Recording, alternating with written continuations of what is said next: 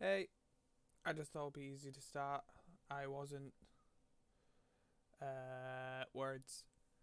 I was doing shit. Yeah, because I never set up for it to just do the website.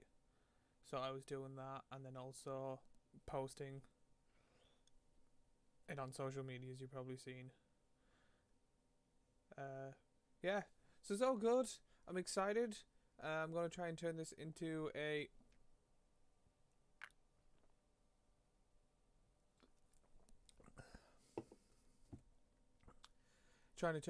YouTube thing, so I can't even post ever drink because I'm thirsty, but it has like a logo, so I can't show it. So it constantly just looks like I'm. So yeah, already a great start to a stream. Uh, that I'm already kind of. I don't even know what to say, but it's that gay shit.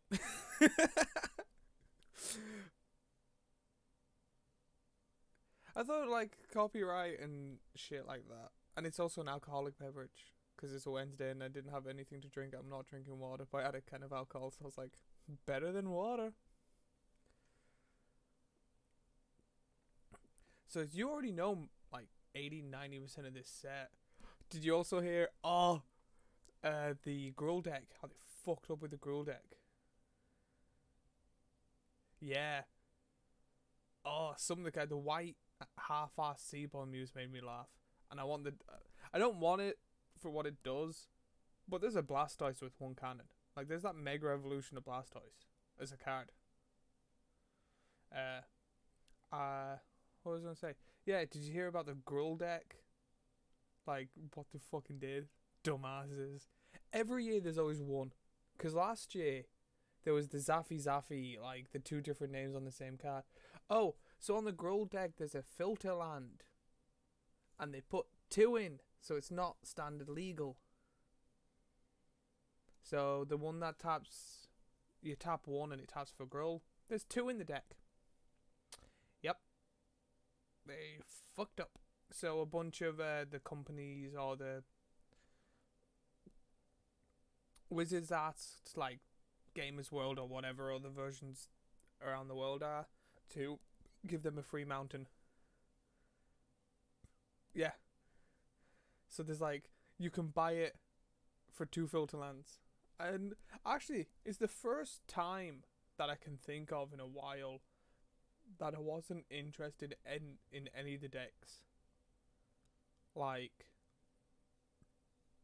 even the vampire one interested me. The one before that, I can't remember.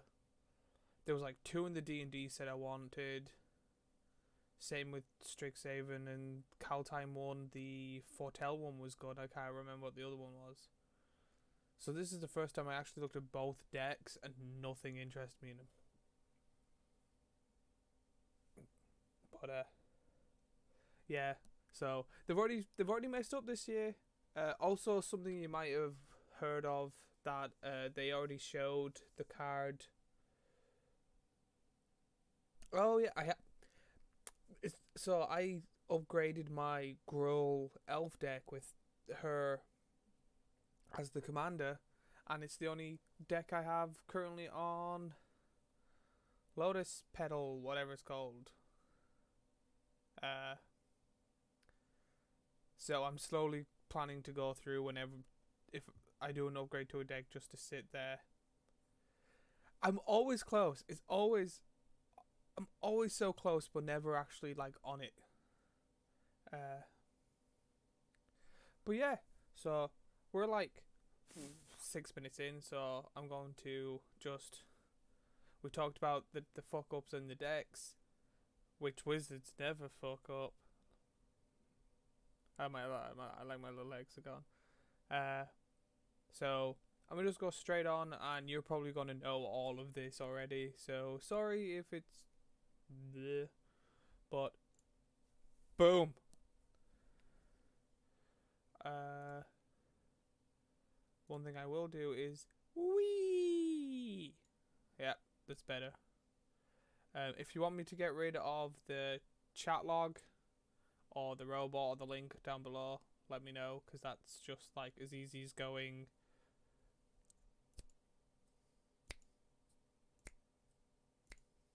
so let me know. That actually felt way more powerful than it should have. So welcome to Kamigawa Neon Dynasty, which I actually learned a lot about the original one because I watched like a half an hour video of the entire story, and Tezzeret was more of a badass than I thought. Just to kind of get me more in the mood with this. So, of course, like the first half of this is just going to be me going want, and thinking it's cool. So, we're going to start off with the Empress herself. So, she's 2 white and 2 for 3 loyalty, legendary Planeswalker, mythic, with Flash. Still not a big fan of Planeswalkers having keywords as the special ability, but as long as the Wonder enters the battlefield this turn, you may activate loyal abilities anytime you may cast an instant. So I really like that you can technically alter the second you play her, because it's literally like a 4 mana exile spell where you gain 2 life. She starts on 3. Her +1 is put a 1/1 counter on up to 1 target creature. It gains first strike till the end of turn, which is good. -2, put a 2/2 white samurai token on with vigilance. I don't understand why they have vigilance, because they're samurai. So yeah, the samurai, I thought they would have first strike, because it's usually whoever strikes first wins. So, but that might have been overpowered. But flashing, get a blocker, flash in, put a counter on, and then -2 exile, target tapped creature, you gain 2 life. So that is very much you play it in your combat step to get rid of the one of the attacking creatures. The fact that it also gives 2 life is quite good. Her other 2 all arts, we'll see them down further. There's like the anime, they call them the borderless ones. The anime style one is nice, but the other one I don't think it's. Yeah, that is true. The vigilance does help better, but when it's more, if I think samurai, I think first strike, but vigilance is probably the better one, because they're just not there isn't there humans that also have vigilance?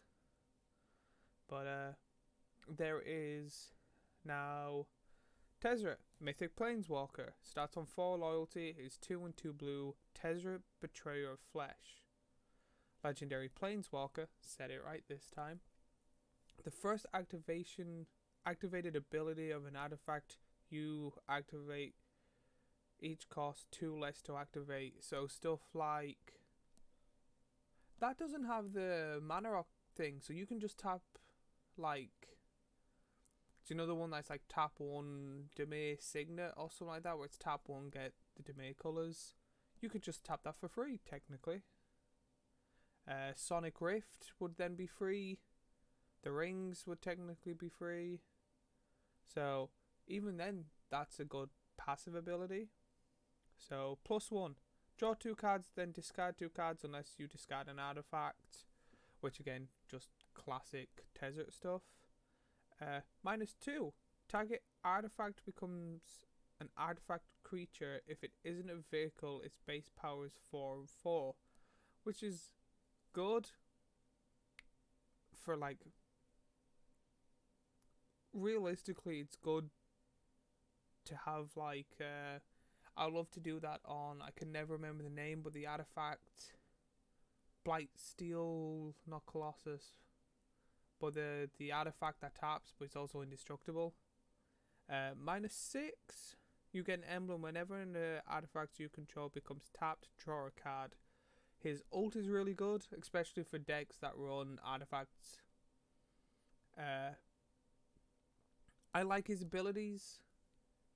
As you know, I'm not a big fan of discard, but I can see how good it is in a deck. And the fact that it's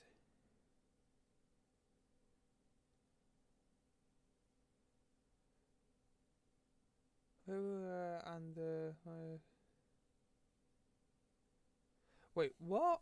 So April Leswa is just tap, pay 50 mana, so and the -2 plus.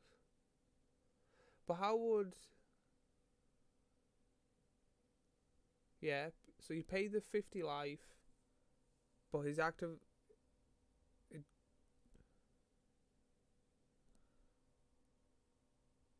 but how would the 2 less come in?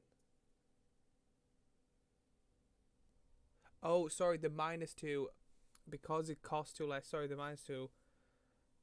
Yes, I've seen it once. So yeah, you turn it into a creature with lifelink, and you can just pop everyone. Yeah, no, I've seen that. That is one of the reasons I kind of want to put it in bunnies, but I think that's a bit too much for bunnies. Now we're going to. I knew my head would go blank on words. Tamio. So now we're going to go on to Tamio's adopted child. Yep. Found out that was new. So Nashi Moon Sage Scion. Yeah, you're gonna hate for how many times I mess up words. 2 black and 1 for a 3/2, which is already good. Yeah. Legendary creature, Rat Ninja, which I think is cool.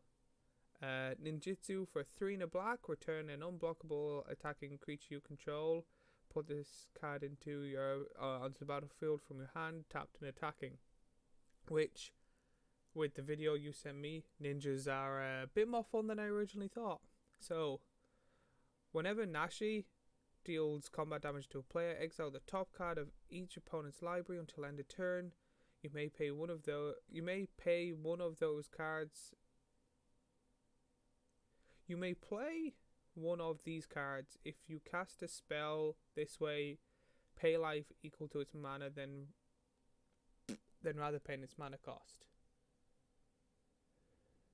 Oh yeah, but it's kind of like a Bolus's Citadel, but for everyone, and you can only do it once per turn or once. Yeah, so you have to pick one of the, like, if you're in a 4-player game, you have to pick one of the 4 people. You can't, like, go next turn, I'm going to pick the card that you gave me last turn. Which is, so you're playing 1 but losing 3, but they're also losing card each, so it's still good. One of the cards I'm most excited for this set is Explosion Singularity. Hopefully I'm saying that right. For 8 and 2 red, you get a mythic sorcery. As an additional cost to this spell, you may tap any number of untapped creatures you control. This spell costs 1 less for each creature spell tapped this way. I think, Fergal, you know why I want this so bad, because it deals 10 damage to any target. So the fact that I don't have to now pay 10 mana in my Zaffi deck, I can just tap Zaffi, and if there's any elementals as well, tap them too. Gives me a bit more mana to maybe play that extra copy spell. So that is one of the most cards I'm excited for this set. I'll get to I think that'll be this. So my top 3, that'll be number 2. Next we are going to go to Comb of the West Tree, which I found out was a cycle a week ago. For 2 and a green, you get a 3/3 legendary spirit mythic card with reach. Modified creatures you control have trample. Modify is a old chromatic, or I can never say the word, but kind of, it's been around for ages, but they finally got a keyword for it. Whenever a modified creature you control deals combat damage to a player, search your library for a basic land and put it on the battlefield tapped, then shuffle. So it's a very rampy deck. I love this card. It's one of my favourites of the set. I have I think the Commander Legends one was the East tree. So I'm hopefully to get this one and then eventually get North, South, and Center. I think he is probably the second best Kodama out of them all. And really good card in general for any ramp one, especially if you are playing like a Gruul deck where the whole point is you play a bunch of creatures and modify them. I need to look at the second screen to make sure that it's centered. Big brain plays. Now, it's the 5 big boys, the 5 dragons that are reborn. They're great grandchildren of the original 5. And I'm going to try and compare them. So what I think is the newer or older one better out the white. Same with blue, black, red, and green. So we'll start off with Ao, the Dawn Sky. 3 generic and 2 white, you get a legendary creature, dragon spirit, mythic card. A 5/4, flying vigilance. When Ao the Dawn Sky dies, choose 1. Look at the top 7 cards of your library, put any number of non-land permanent cards with total mana 4 or less from among them onto the battlefield, and put the rest to the bottom of your library in a random order. Or put 2 1/1 counters on each permanent you control that's a creature or vehicle. So the old one is when it dies you tap 5 permanents and they stay untapped until the person's next upkeep. I think it's that one. Personally, I think when it dies, depending on your deck, most people will pick the first one. But the second one is good if you have an army. Yeah, I think Ao is way better. But I think the second one that put 2 1/1 counters on each permanent will only really be used in late game, not early. But he is 5 mana, so he is kind of the mid-late game. Next one is Kiari, the Swollen Sky, 4 and 2 blue, so it already costs 1 more than the white card. For 6/6, legendary dragon spirit, mythic card, with flying and ward 3. I really like that they're bringing in ward into this, or that they're keeping mythic ward in each set. So when he dies, choose 1. Return any number of target non-land permanents with total mana 6 or less to its owner's hand. Or mill 6 cards, then return up to 2 instants or sorcery from your graveyard to your hand. I already like this card, and I already think it's better than the original, because the original was when it dies, pick a permanent, you get control of it, and there's no give back clause. However, there is other take creatures or take permanents or sorceries or stuff that cost the same and is better. So again, blue one wins. Next one, Junjie the Midnight Sky. I like how they all are to do with skies. For 3 and 2 black, you get a 5/5 legendary creature, dragon spirit, mythic card, flying and menace, which is already good. When it dies, choose 1. Each opponent discards 2 cards and loses 2 life, which is, I like the and. Or put a non-dragon creature card from your graveyard onto the battlefield under your control and lose 2 life. So the original was when it dies, it deals 5 damage to, I think, everything. And you gain... Oh no, it deals 5 damage to each opponent and you gain life equal to the damage lost this way. But this one's... I think currently this is the strongest dragon out the 3. 3 out of the 5. Because the fact that even if the person doesn't discard 2, losing 2 life is okay, but it's each opponent. And then put a target non-dragon creature card from your graveyard on the battlefield. That's really good in a self-mill deck. So if you're playing, I don't know, black-green, because they're usually self-mill decks, or Majolta, and then if someone does a board wipe, you can stack it so your strongest creature dies, then that dies. You get to put your strongest creature back onto the field, especially if you have something like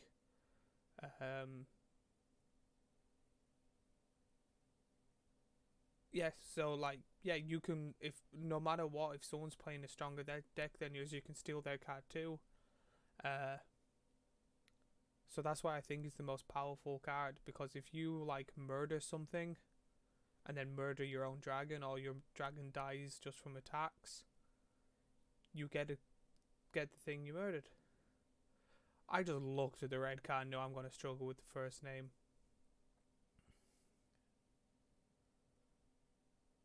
Oh yeah, no, I meant like, if your strongest creature died, like if Majolta died, you can choose to put it in the graveyard, and then when it dies, you can bring it back, so you don't have to pay the command attacks.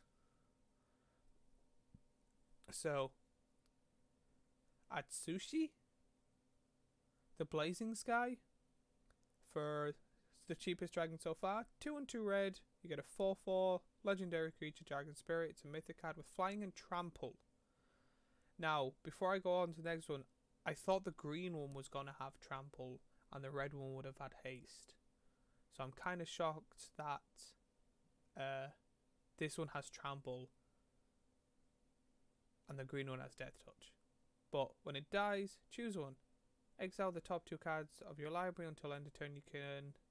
Until your next turn, you may play those cards, or create 3 treasure tokens. I'm a bit iffy with this card because the power level of the other cards, I thought it would be better that, like, maybe exile the top 2 cards and play 1 for free might be a bit too much. But if it was even pay, like, it becomes 2 generic less, would probably be on par with some of these. But the creating 3 treasures for 4 mana is also good. And a 4/4, so it's also the weakest with power and toughness. Yeah, but that's what I'm saying. Even if it was a 5 cost card, like, I think it would have been added that in, like it cost 2 generic less. And then Kura, the Boundless Sky, which is the most like psychedelic dragon out the 5. For 3 and 2 green, you get a 4/4 legendary creature, Dragon Spirit mythic card with flying and death touch. When it dies, search your library for up to 3 lands, reveal them and put them into your hand, then shuffle your library. Or create an XX green spirit token creature where X is the number of lands you control. So even comparing the green to the black for 1 extra mana, both abilities are already better than the red one. Like, just playing him and him dying on the turn you play him, you're getting a 5/5. You're getting a replacement for the card. And then getting 3, not basic lands, lands. I think that is the strongest ability out of the 5 dragons. Because if you have even if you have, again, a Gruul deck, you can get the thing that turns all your lands into swamps, the Cable Coffers or whatever it's called, and then the tap 2, you gain mana for the amount of swamps you own, and then you just get any other land you want. Like, 3 lands, bit way too much.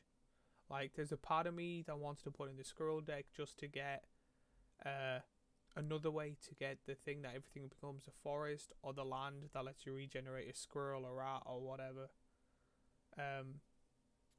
So 5 dragons, the new ones are way better than the old ones. Except, I think the old red dragon, where it's still 5 damage, if it's 1 just 5 damage, no, the new one's better. But if it's 5 damage to multiple targets, no, what was the red one again? Because the black ones do 5 damage. I would Google it, but after that. Now, the next card I've seen a lot of love and a lot of hate. So, Farewell. I've seen a lot of people compare it, and I'd done it myself when I first seen it, to the card from War of the Spark, where there was just a few little slight changes between the two. So Farewell is 4 and 2 white for a rare sorcery. Choose one or more. Exile all artifacts, exile all creatures, exile all enchantments, or exile all graveyards. That last one is also hilarious. Because tapping 6 mana and picking them all, I would pick them all even if, like if it didn't affect me. Like if no one had enchantments, I would choose enchantments for a laugh. The other art of this is absolutely beautiful. I can't wait to show that. The big bad now, I assume, of the entire series is Jingataxis, Process Tyrant.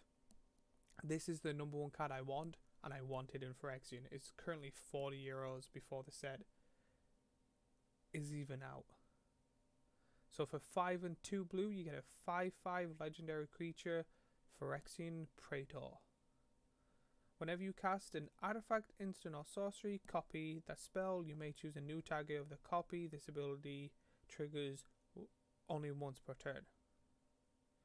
Whenever an opponent casts an artifact, spell, or sorcery, counter it. This ability only affects 1 per turn.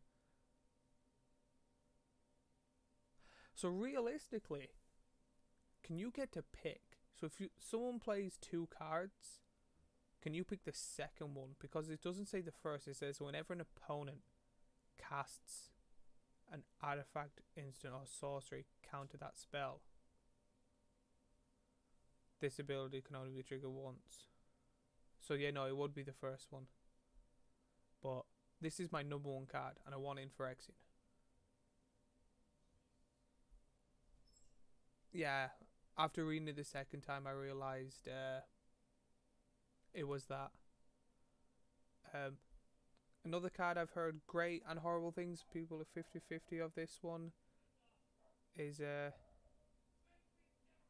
Blade of the Oni. For 1 and a black, you get a 3/1 artifact creature enchantment. Can you hear my dog? Okay, no, only I can hear it. That's fine. It's not picking up on the mic. But you get an artifact creature enchantment demon. It's mythic, words. Mythic, 3/1 menace. When a crypt creature has base power and toughness 5/5 and menace. It is a black demon additional to its other colours and types. Reconfigure is 2 and 2 black, which is the new kind of equip cost, but with equipment creatures. And I've seen a load of people love this for people that want the Lily Wincon, and because it's the cheapest. Oh, I didn't know it was to unequip as well. So if you didn't want to unequip, you could tap for it. Yeah, no, that's good. I like the fact that they don't equip and unequip. Yeah. So we'll go on to Thundering Raiju. Yeah. So for 2 and 2 red, you get a 3/3 creature spirit rare. It has haste. What I say about the other red one. Whenever it attacks but a 1/1 counter on target creature you control, then it deals X damage to each opponent, where X is the number of modified creatures you control other than him. So I kind of want to put him in Gruul, because whenever he attacks, he deals 1 damage if I just keep my commander modified. But he will also put a 1/1 counter on my Gruul creature. which I think is good. Now this is the first saga of the set that I will be talking about, and I find sagas are very hit and miss, and I will have to... Will it show up? Yes, it will. So when it comes to a saga, I will have to do it this way because there's no way to see the other side yet. So I really like the art of this one, that it's a leaf. So this is Jugan, Defender of the Defenders of Temple. For a second I thought it was Trample. So for Tunic Green, you get an Enchantment Saga Mythic. At the start of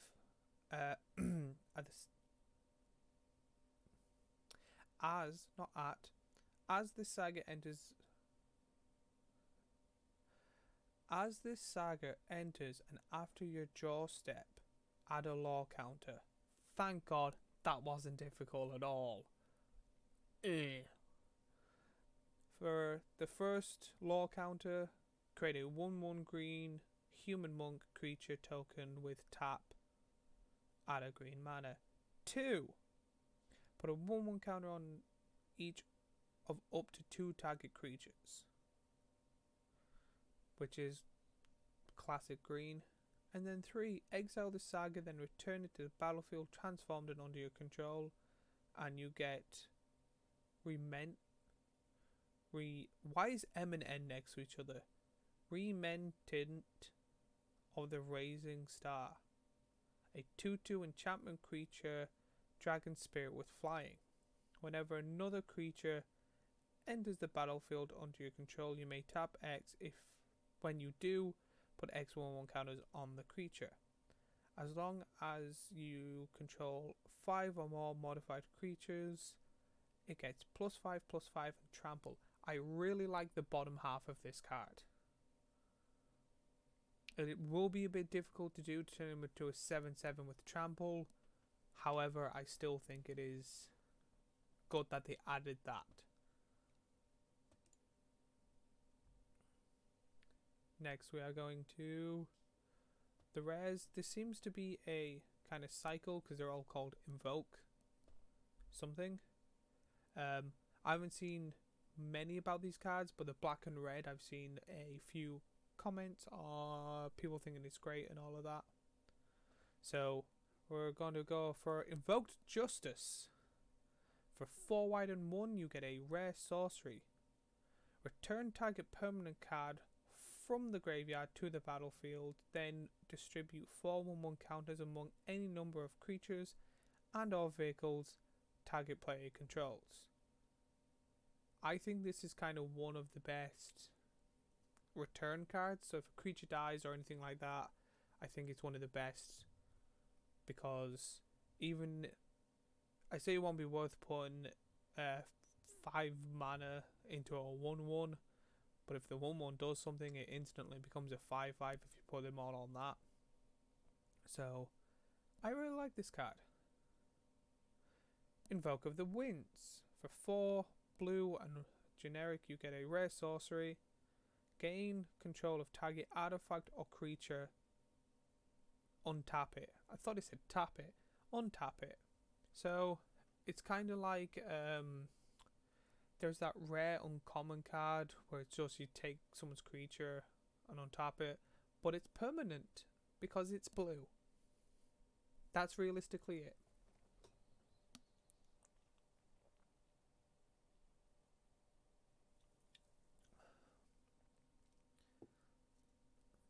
Next we get, and I've heard a bunch of TikTok creators about Magic really like this, called Invoke Despair. For 4 black and 1, you get a rare sorcery. Target opponent sacrifices creature. If they can't, they lose 2 life and you draw a card. Repeat this process for an enchantment and a planeswalker. So if you, or if anyone has an enchantment or a planeswalker, I think, you get to do it up to 3 times. Invoke Calamity. Cannot believe I got that first try. Go me. For 4 red and 1, you get a rare instant this time. You may cast up to 2 instant sorceries, mana total value 6 or less from your graveyard and or hand without paying their cost. If this spell would be put into your graveyard, exile them and then exile Invoked Calamity. I do like this card and it probably has a load of potential, but the fact that it's 6 and less mana, yeah, because all the big sorceries I like are usually like 8 to 10. Invoke the Agents. For 4 green and 1, you get a rare sorcery. Create 2 4/5 green spirit tokens. For each of them, put your choice of Vigilant counter, a Reach counter, or a Trample counter on it. I do like it, but I'm not a big fan of the fact that you have to pick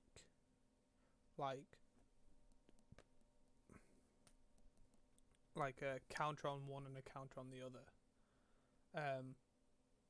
I think it would have been better that you might get like a 4/5 with Reach and then a 5/4 with Vigilance or a 5/4 with Trample. The fact that like one is the attacker, one is the defender would be better, and switching the two numbers around. Another kind of cycle of instants, and they're all instants this time, are the marches. So March of the Otherworldly Light. 1, love the bunny on the front. For a white and X, you get a rare instant. As an additional cost of this spell, you may exile any number of white cards from your hand. This spell costs 2 less for each card exiled this way. Exile target artifact, creature, or enchantment with mana value X or less. Very good kill spell. Very good exile spell. You get March of the Swirling Mist. For a generic, not for a generic, for a blue and X, you get rare instant with the same thing but with blue, so it costs 2 less for each card you exile from your hand. So up to X target creatures phases out. So it's kind of like, I do like it because it's kind of like a pick and choose Teferi's Protection, but it also can hit an opponent, which is also good. So if there's something in your way, you can phase it out. We get March of the Wrenched Sorrow. For a black and X, you get a rare instant. As an additional cost of the spell, you may exile any number of black cards. So it's the same, but with black. When it deals damage, it deals X damage to target creature or planeswalker, you gain X life. I understand why it doesn't pick a player, but I can see someone putting in like 10 X equaling 10 and killing a 1/1 just to get into 10 life. March of the Reckless Joy, a rare instant. Same with the exiling for it to cost 2 less, but you exile the top X cards of your library. You may pick up to 2 of those cards and play them until the end of turn, which is it's only really good if you have scryed your deck. And then we get March of the Bargaining Life. Same, but with green. It goes 2 less for each green card you exile. Choose target creature with mana value X or less. Search your library for a creature card with the same name as that creature and put it onto the battlefield tapped, then shuffle. So I'm a commander player myself. This is kind of useless.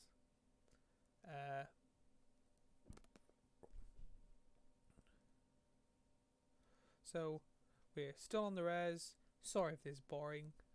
We get a Cloudsteel Carolyn for a white and 2 generic. You get a 3/2 enchanted artifact creature enchantment Carolyn rare flying. Equipped creature has flying and you can't lose the game and your opponents can't win the game with Reconfigure 5. Again, white has another I don't win, I don't lose. I've seen this card a bunch of times and a few little kind of plays around what you can and can't do with it. It's very interesting. I will now... So, we are now on a blue saga. So, Invented Intentions. For 3 in a blue, you get a rare saga. Return up to 1 target creature or planeswalker to its owner's hand, which is your kind of generic blue get away from me type of thing. The second one would be return an artifact card from your graveyard to your hand if you can't draw a card. I really like that, the fact that it has a second kind of addition to it. And then exile it, return it flipped. So for the other side you get Living Breakthrough, a 3/3 legendary creature, Moonfolk. Moonfolk have kind of a big comeback in this plane. It has flying. Whenever you cast a spell, your opponent can't cast spell with the same mana value until the end of your next turn. That is hilarious. Me and you talked about this with Voidwinter, so I really enjoyed that. Soul Transfer, for 2 black and 1 you get a rare sorcery.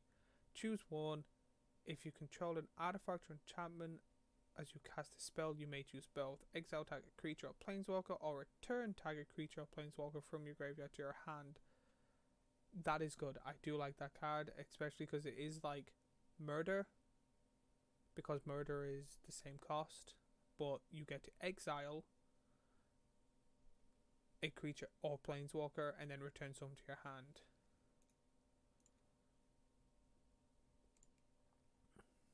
We are now going to Fable of the Mirror Breaker. It is a rare saga.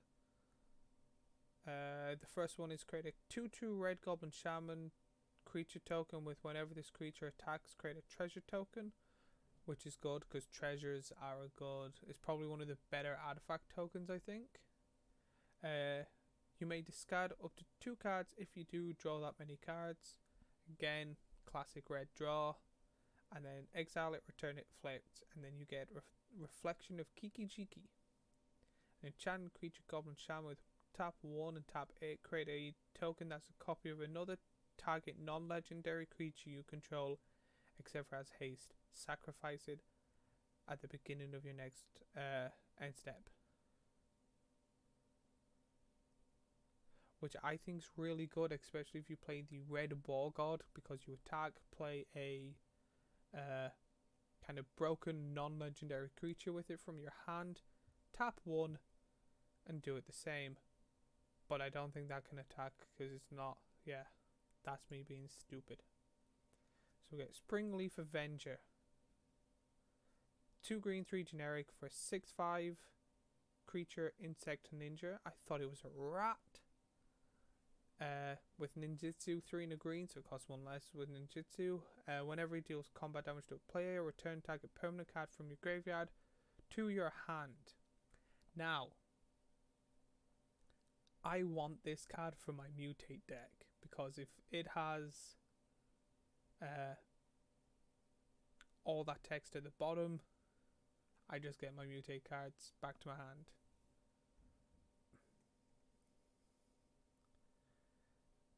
So we are going to Brilliant Restoration for 4 white and 3. You get a rare sorcery, return all artifacts. Return all artifacts and enchantment cards from your graveyard to the battlefield. Really good in a kind of white blue deck. Then we get the Reality Chip, which has been big key point of the story. For 1 in the blue, you get a 0/4. Now let me get prepared for this. You get a legendary artifact creature equipment jellyfish. The fact that that is a line is hilarious to me. You may look the top card of your library at any time. As long as Reality Chip is attacked to a creature, you may play lands and cast spells from the top of your library, and it has Reconfigure 3. That is an amazing spell, I think. we get Biting Palm Ninja. For 2 in the black, you get a 3/3 creature, human ninja, rare, with ninjutsu, 2 and a black. When it enters the battlefield with a menace counter. Why won't it say it has menace? Well, yeah, because counters, you can move counters around. When it deals combat damage to a player, you may remove a menace counter from it. When you do, target player reveals their hand and you choose a non-land card and exile it. Exile that card. Yeah, the fact that I didn't read the rest of the card before I made that stupid comment. So then for 2 in the red, you get a really cute Goblin Artificer. That's a 3/3. Tap, sacrifice an artifact with mana value X. Return target artifact card with mana value X from your graveyard to the battlefield. It gains haste till end of turn. It's a good card. We get Weaver of Harmony, 1 in the green for a 2/2 legendary creature Snake Druid. Other enchantment creatures you control get +1/+1. Tap a green. Copy target activated ability or triggered ability. I'm gonna start that again. Tap a green and tap it.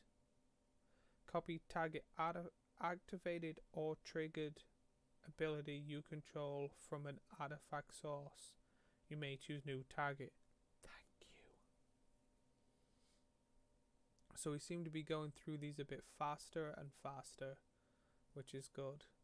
I've seen this card pop up a lot. So it's Lion Slash for 1 in a white. You get a 1/1 artifact creature. Enchantment Cat. Tap 1, exile target card from your graveyard. It has, if it was a permanent, put a 1/1 counter on Lion Slash. Creature gets +1/+1 for each +1/+1 counter on Lion Slash. I think that's a very good card. We get a Human Ninja for 1 blue, 1/1 Thousand Face Shadows. I've seen a bunch of people like kind of not break the card but show its potential. So for 2 and 2 blue, ninjutsu, it has flying. When it enters battlefield from your hand, if it's attacking, create a token copy. That's a copy of a target attacking creature. That token enters the battlefield tapped and attacking. So that works well with the Kiki Chiki thing, I think. Because if it's tapped and attacking, you make a copy. That's a tapped and attacking, and then tap 1 to make a third copy. You can get 3 copies or 2 copies and then the original creature from your hand if you do that. So if you have an Izzet deck, you play the Ball God, you attack. You attack with the Ball God and another creature, like a 1/1. You play something from your hand that's tapped and attacking. You then ninjutsu the 1/1 out, make a second copy of the creature you played from your hand, and then tap 1 to make a second copy. So you'll have 3, the Ball God and Thousand Face Shadows. Now, this is getting bad. I am not even going. I'm going to try. It's going to be terrible, and I'm not apologizing. But I've seen people love this card. You get Tatsuari Toad Rider. For 2 in the black, you get a 3/3 legendary creature human ninja. It is a rare card. This is going to be a mouthful. Yeah, Tatsunari. Thank you. Whenever you cast an artifact spell, if you don't control a creature named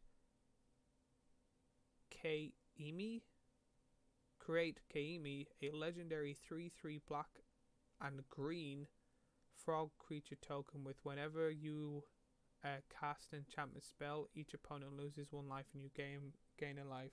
Kaimi. For 1 and Simic,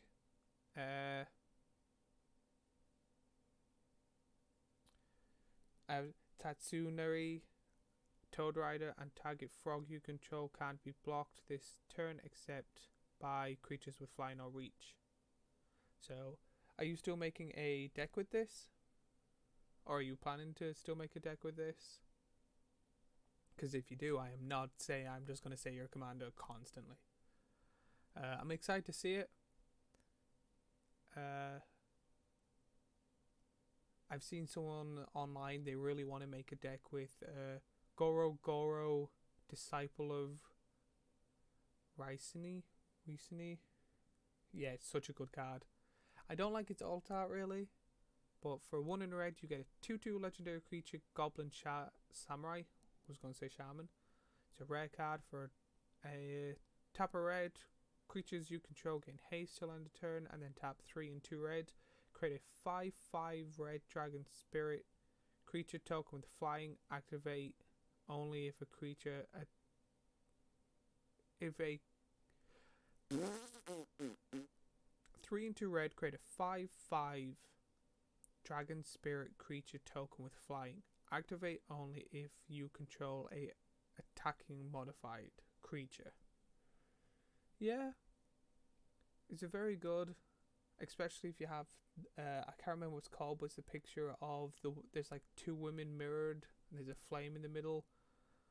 So it's like you get, when a creature enters the battlefield, you flip coins and get tokens and shit. Now,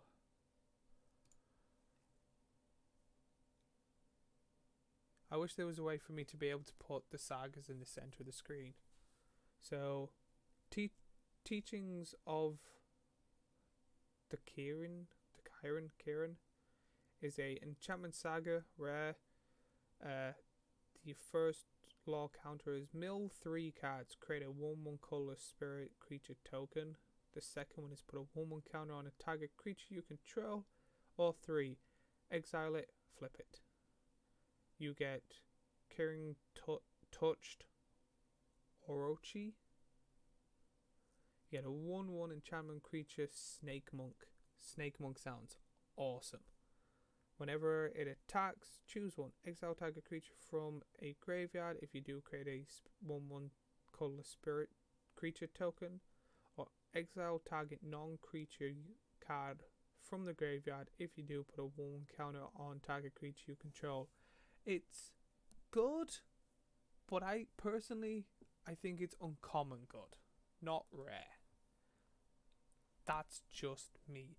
Now, there will probably be a deck that I see it in and they use it and they do something amazing with it. But overall, I just think it's like uncommon good. We are now... okay. So, this card here, and so this card here I want, and I think when I explain what it does and explain why I want it, you might be like, agree or disagree. That is completely fine. Again, your input actually would be good at this point. So Kaidori, Soul of Kamigawa, for 3 and a white. You get a 3/3 legendary creature, dragon spirit with flash and flying. When it enters the battlefield,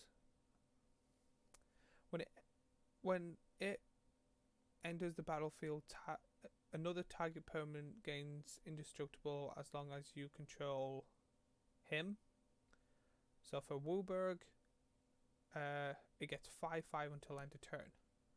So the reason I want this card is because I want to change my Mutate commander, which is the Elk, I think it is, that has tap 5 for a Wooburg, but you can only do it to colorless creatures.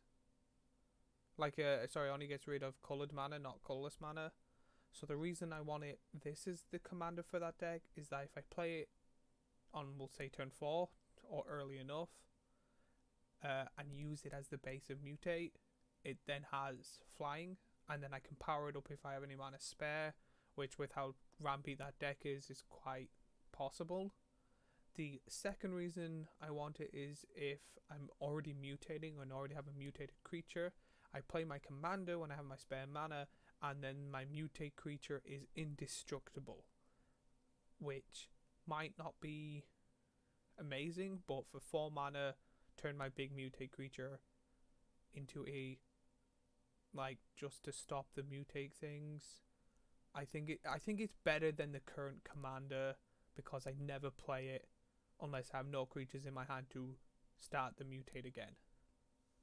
So that's the reason I want it. And I think it might not be a solid plan, but it's at least quite good or it's better than my current commander. Now, vehicles. I love vehicles. Don't know why I hate vehicles. So you get Mindling Mech for 2 in the blue. You get a 4/3 artifact vehicle. Rare. It has flying. When it becomes crewed for the first time each turn until end of turn, Mindling Merch becomes a copy of target non-legendary creature that crewed it this turn, except for it's a 4/3. It's a vehicle artifact in addition to its other types, and it has flying. So realistically, what I'm reading from this is if you have a mana rock, you turn your mana rock into a 4/3 with flying. It's quite good. Like, I'm not gonna like, it is a good card, but just the fact that it's a vehicle puts me off it. And then Mukotai Soul Ripper for 1 in a black. You get a 4/3 again, artifact vehicle, rare. Whenever it attacks, you may sacrifice another artifact or creature. If you do, put a 1/1 counter on it, and against menace till end of turn, it has crew 2. Which is kind of weird of sacrificing something that you need your creatures to crew it. But I ain't gonna say shit, because I already don't like vehicles. Augury Headhelm for 1 in a red. You get a 2/2 artifact creature enchantment Augury. It's a rare. Equipped creature gets +2/+2, and then whenever it or equipped creature deals combat damage to a player, you may sacrifice it. If you do, discard your hand, then draw 3. That's actually quite good, especially if you have no cards in your hand, which is quite often if you just have a pure red deck. I will now. This is a little story card of explaining how the dragons were born. So, the Dragon Kami Reborn. It is a enchantment saga, it's a rare. The first and second is you gain 2 life, look at the top 3 cards of your library, exile 1 face down with a hatch counter on it. Then put the rest of the bottom of your library in any order. And then the third one is you exile it and flip it. It's a 0/1. Whenever this or a dragon you control dies, you may cast a spell from among cards you own in exile with hatching counters on it, and without paying its mana cost. I actually really like that. Like, it's I can't remember her name, but she was a rare. She wasn't the commander itself, but there was the girl that deals with X. So I think that would also go good in there, especially with people that have those decks. I think she had green in her. I think she was green, red, white. So I think that would be good if you have her as a deck to put this card in, because you get to look at the top 3 cards of your library twice. So you get to look at the top 6, pick the best 2 and strongest, and then whenever a dragon dies, where dragon's already big enough anyway, it's just a replacement effect, pretty much.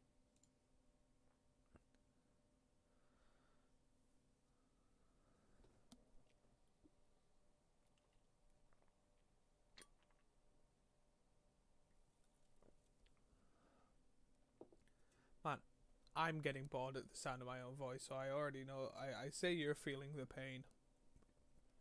So, Light Pause Empress's voice, which you find out by the end of the story, she becomes the new Empress. For a 1 and a white, you get a 2/2 legendary creature, Fox Advisor.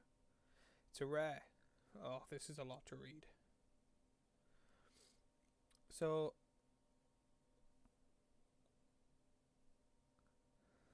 the story's out. It's been out. The comic comes out tomorrow. I don't know why I'm doing this. So whenever I'm gonna hate this. Whenever an aura enters the battlefield under your control, if you cast it, you may search your library for an aura card with mana value less or equal to the aura card and with a different name than each aura you control, and put it onto the battlefield attached to her, then shuffle. So realistically, she'll go great in that legendary planeswalker, the girl with the masks, the commander deck. We are now getting our first uncommon, I think, which is Replicated Specialist. Which, if you want more spoilers, you're in for a treat. He dies. So for 4 in a blue, you get a 3/4 creature Moonfolk Artificer, uncommon, first uncommon, with flying. Whenever a non-token artifact enters the battlefield under your control, you may pay 1 in blue. If you do, create a token that's a copy of the artifact. So whenever a non-token artifact enters the battlefield under your control, you may pay 1 in a blue.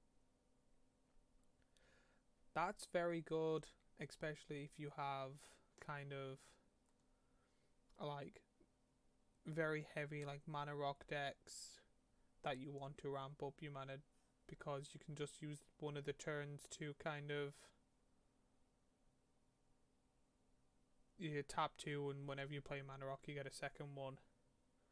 Now this guy's gotten the piss taken out of him quite a good bit. So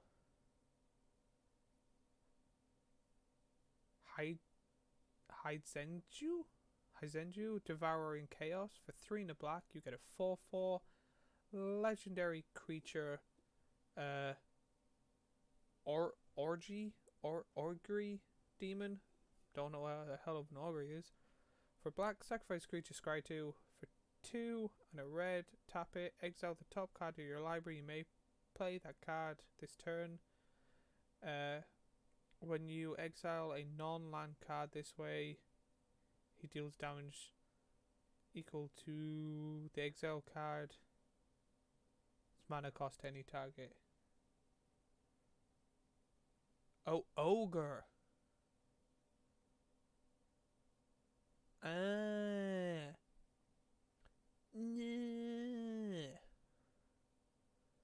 I kept going Ogre, because it's Ogre, but it's Ogre.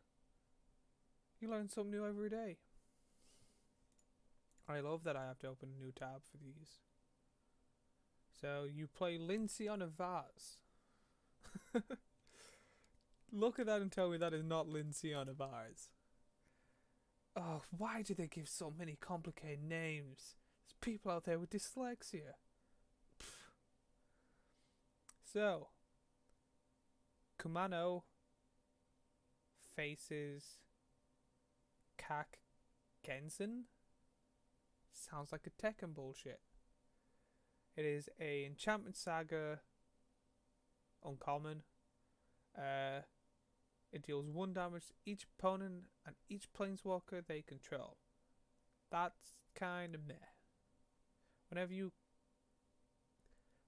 cast your next creature spell this turn, that creature enters the battlefield with an additional 1/1 counter on it. That's good. Komen O faces of Kakavan. I like how you kind of make it easier for me. Exile it and return it on the battlefield under your control, where you get, oh god damn it, etching of Kakavan. That's not even the same name. Kumano.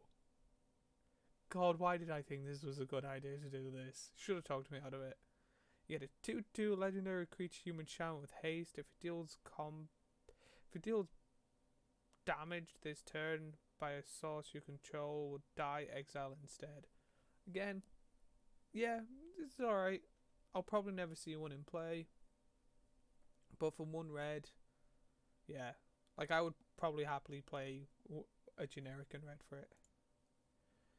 And then now we get Kami the Silence, which I always thought was a kind of elk, but it's a faceless spirit. It is a for 1 and a green, you get a 2/2 creature spirit that's rare with trample. Whenever you cast an enchantment spell, put a 1/1 counter on it. At the beginning of your each end step, if an enchantment was put into your graveyard from the battlefield this turn, you may return it from your graveyard to your hand. That's very good for just kind of looping a kind of blocker or a shitty attacker. Now, one thing I don't like about this, they need to fix it. They have 4 of the shrines on 1 row and then 1 on the other. They should just switch these 2 around. So, I'm just going to say the first one by its full name, then just call each other one by the last name, and I'm just going to ignore this red and then say this red when it goes to saying this shrine. So we get a cycle of shrines again. So go Shintai of Shared Purpose. Because I'm so focused and it's taking me longer. For 3 and a white, you get a 1/3 legendary enchantment creature shrine with vigilance. At the beginning of your end step, you may pay 1. If you do, create a 1/1 colorless spirit token for each shrine you control. Go Shintai. Thank you. The next one for 1 and a blue called Lost Wisdom. You get a 0/4 with flyer. I thought it was going to be a defender when I first seen this, because I seen the bottom half of the text when it was in a different language. But it's a flyer. At the beginning of your end step, you may pay 1. If you do, target player mills X cards or X is the number of shrines you control. The fact that there's a mill one makes me so happy. Then we get Hidden Cruelty for 3 and a black. A 2/2 legendary enchantment creature shrine with Death Touch. And at the beginning of your end step, you may pay 1. If you do, destroy target creature with toughness X or less, or X is the number of shrines you control. That is really good. And then we get, yeah, it's still on the screen. We get Agent Wars, 2 and a red. We get a 2/2 legendary enchantment creature shrine with First Strike. At the beginning of your end step, you may pay 1. If you do, it deals X damage to target player or planeswalker, where X is the number of shrines you control. I think that's the best red. And then we get Boundless Figure for 1 and a green. You get a 1/1 legendary enchantment creature shrine with trample. At the beginning of your end step, you may pay 1. If you do, put a 1/1 counter on target creature for each shrine you control. Good card. Even I think the green one on its own is good, because it's, if you have a 1/1 counter deck, even tapping 1 to put a 1/1 counter on something is very good. I will do this. Yeah. This is she. Do you remember the Secret Lady that came out? Was she the white card? And they just done something. Thank you. So, Michiko's Regain the Truth for 1 and a white. Target creature gets 1/1 until the end of turn for each artifact and or enchantment you control. Exile the saga and flip it. Oh, I did not know that. That's good. He's the only card I'm not using out of that. Oh no, I took out the green one. Oh, okay. Lying. So Portrait of Michiko. For 0/0, you get enchantment creature, human noble, and it gets 1/1 for each artifact or enchantment you control. That could be very powerful, but if someone does farewell or whatever the other card is and goes goodbye to all enchantments and artifacts, she instantly dies. Ah.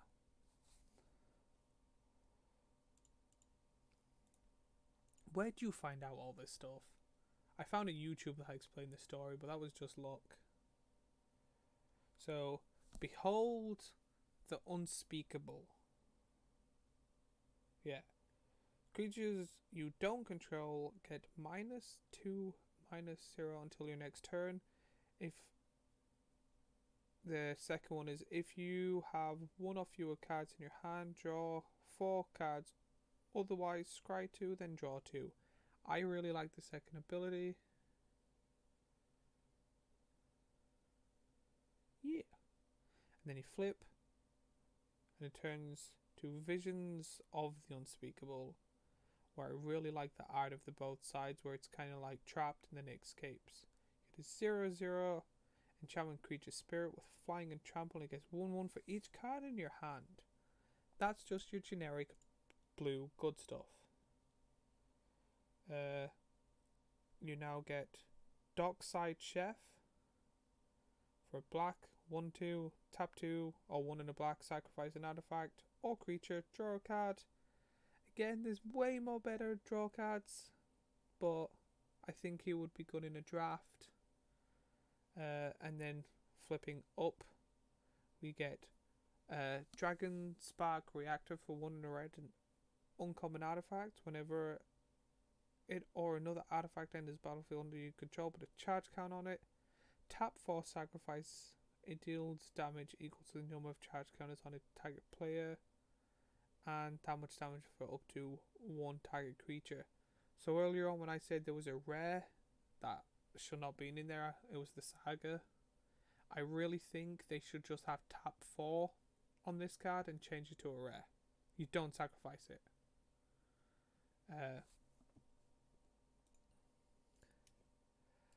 I'm not a big fan of kind of the pixelated art on this, especially since the other ones didn't go that route. But god damn it. So Boziju reaches skyward. So for an enchantment saga uncommon, number 1 is search your library for up to 2 basic forests, reveal them, pull them into your hand, then shuffle your library. That's good. The second one is put up to 1 target land card from among your graveyard on top of your library, which is kind of annoying and good. It depends on like the situation, because you kind of, if you want your next card, putting a land from your graveyard on top, because it's not a May trigger. That should have been a May trigger. And then exile it, flip it, you get a 0/0 branch of Boziju, giant creature plant, reach, gets a 1/1 for each land you control, which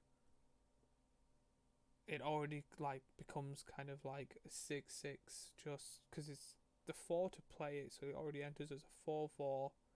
If you search your library for 2, you play 1, 5, play it 6, flips, enters. So it should on average come in as a 7/7. Hey Sabine. So we're now coming to where all the uncommons are, and hopefully I'm not even halfway through and there's only like 45 minutes left. God damn it, I'm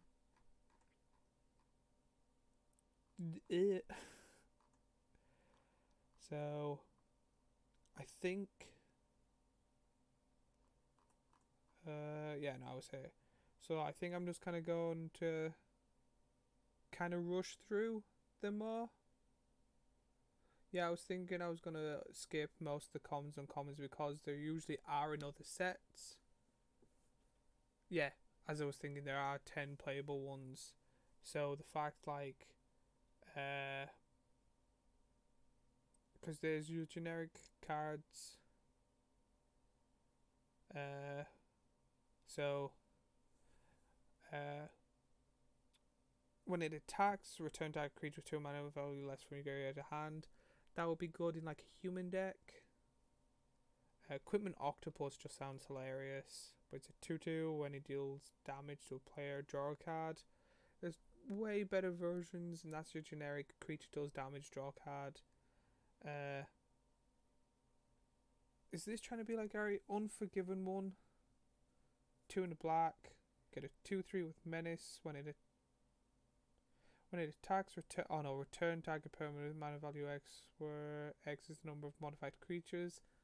Again, meh. Deal 2 damage. You kind of basic uncommon damage spell. Whenever a land is battlefield, but one kind of attack a creature or vehicle you control. This would be better if it was recurring. I did put this on my want list. So for a red, you get a 1/1 artifact creature, enchantment rabbit with haste, and enchant creature gets 1/1 and haste. So the reason I wanted to put this, I wanted to put it in my Gruul deck because I have the shoes from Strixhaven that was in the Strixhaven deck that literally says the exact same thing except for it doesn't say reconfigure, but I want the equip rabbit instead of the shoes. I remember seeing the Tezzeret card was good, so it's draw 3 cards then discard 2 unless you discard an artifact, which is literally his ability on a sorcery. I can skip these 3. I didn't think they were good, but yeah, I'm gonna be skipping most of these now. So the ones I don't skip, I'll do this with. So when we were young, this is mainly a story card where the Wanderer and the Dimir Planeswalker becomes friends. 3 and a white, you get an instant uncommon. Up to 2 target creatures get +2/+2 until end of turn. If a creature is an artifact or an enchantment, it also gains lifelink till the end of turn. Thank you. I don't know how you can remember all of these names. I've seen some people want to have this as a kind of tribal commander. Whenever a samurai or warrior attacks alone, you may cast a target artifact from your graveyard this turn. I've also heard people say this should be a partner with a white card that we haven't seen yet. Yes, people are saying it should be a partner with this card, I think. Or its sister. Yeah, no, this card. So whenever it or you attack alone, gain its lifelink till the end of turn, and then sacrifice it. Another target creature you control gains lifelink till end of turn. So I'm not sure if that's it, but I know that there's 2 people. Oh, sorry. This is the card that I've seen people want it to be its partner. Nori Kamizi the Poet with Vigilance 3/2. Whenever this or another warrior you control attacks alone, you may cast target enchantment from your graveyard this turn. So I've seen someone want to make an artifact enchantment deck with white red and then have it so these 2 work together. I think it would make a good deck. I do agree they should have been partnered, but there's nothing we can do. Yeah, just your generic stuff. People thought this sword's meh because I've been kind of looking at like what people want and stuff. The rest are all thing. I've seen a bunch of people online saying this should be 2 green and 1x. Oh, Magic in general is a beautiful Like, we're not even at the beautiful cards. There's a Planeswalker I'll show you later on, and literally I've just seen it online on all the forums and all the community groups. So 2x would be, if I put in, we'll say 10 mana, x would equal 5 because it's 2x. But if there was only 1x and I put in 10 mana, x would equal 10. So target creature you control deals damage equal to its power to X target creature and or planeswalkers. I've seen people say that this should have been a rare and 1x being taken off it. But yeah, I'm gonna see. I'll just show Sabine these 5 beautiful dragons. This card's also beautiful. The alt art will be all the beautiful cards at the bottom. So I'm just gonna flick through these. I like the art of this card. People have been excited for Ninja Turtles. I'm not a big fan of the sagas as a whole this set. But yeah, majority of these are like unplayable. So I'm just going to go through them kind of slowly.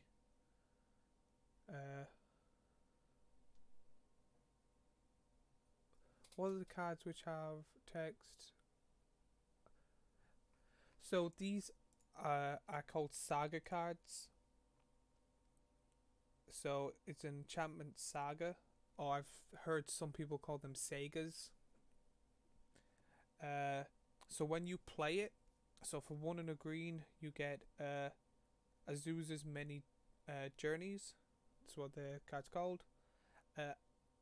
As this saga enters and after your draw step, add a law counter.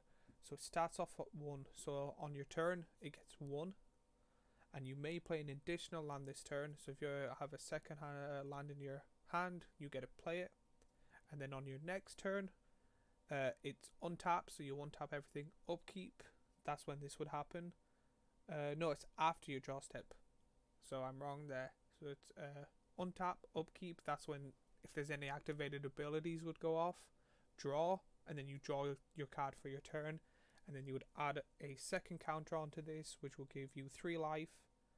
And then on your third turn, you exile it, which just means it kind of, when a card dies or goes off the field, there's the graveyard, and then there's exile. Exile kind of means it's like out of the game completely. Some cards deal with exile stuff, but it's mainly graveyard recursion. And then it re-enters as the card on the back, called Likeness of the Seeker. It's a 3/3 legendary creature human monk, and whenever Likeness of the Seeker becomes blocked, untap up to 3 lands you control. So it's usually like you tap your mana, attack, it becomes blocked, you untap 3 your lands. So it's to help play with really cheap spells on your second main phase, because you get a main phase 1, combat, main phase 2, and then end your turn. The symbols, I have to scroll up a little bit. So if they are, I'll do it from the top. If the symbol, so the symbol here, I'll full screen this.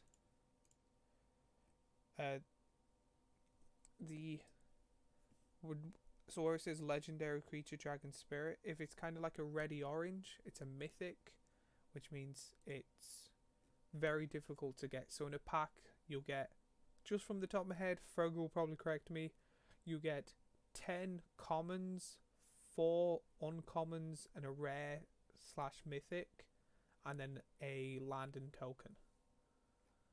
If it is gold, it's a rare.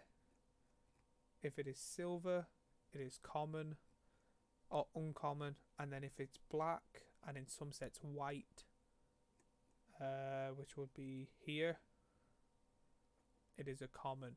So usually if someone buys a box, they're going to have at least 3 of all the commons.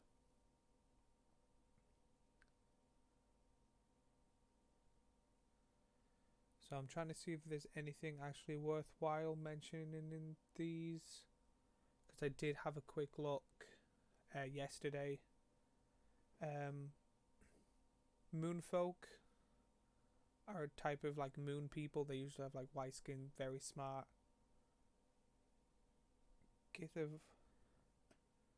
Gift of Wrath. I'll have to. It's Control F. So no, because the cards are images, it will not let me find it. Oh.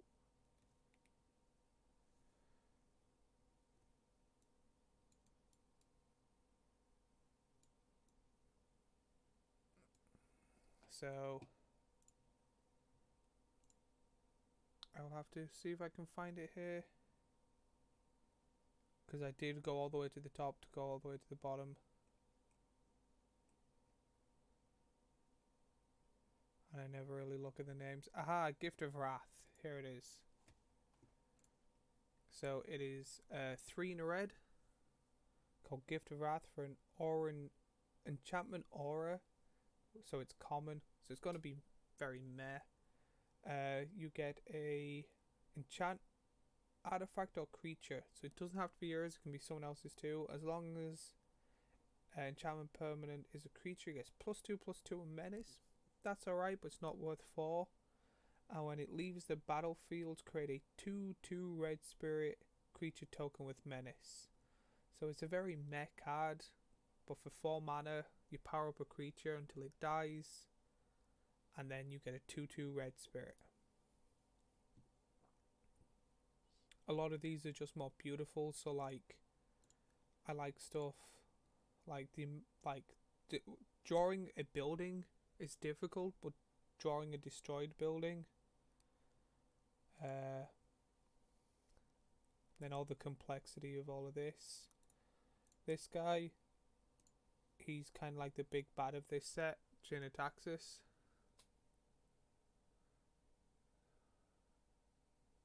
No, usually anything with like the black or white symbol. It depends. If you're new at the game or doing a draft, they're alright.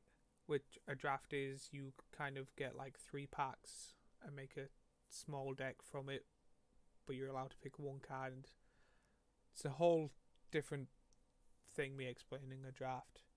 But yeah, no, usually for how long like me and, for example, Fergus have been playing, we usually mainly use rare and mythics in our decks, and then have kind of the uncommons like everyone uses. So like, they're usually like mana rocks like Soul Ring, or there's like some cards that should be rare that are in like most decks. But usually majority of the deck, or the majority of the decks, are around rare, mythic, and like when I make a deck, unless there's a card I know I want for it specifically, if it's a common or uncommon, I usually have a deck before I even look through the colours of that thing. So here is an instant with Jinataxis on it. Exile target creature, artifact or creature, then return it to the battlefield under your control. It gets +1/+1 till end of turn. This is an example of a good one, because if someone goes, I target your creature to kill it, you just pretty much go, no, my target, my creature or artifact disappears, and then it re-enters 1 stronger.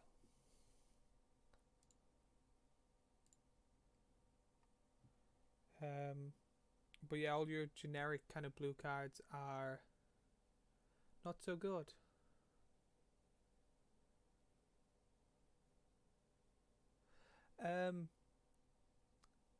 There hasn't been amazingly broken, because so what they usually do when it comes to this website, they show kind of the they go with white, blue, black, red, green, and then go to the dual colors. So the best cards are at the top. There is 1 or 2 broken cards up there, but I think we'll see them again on the bottom half with the prettier art, and then we'll also see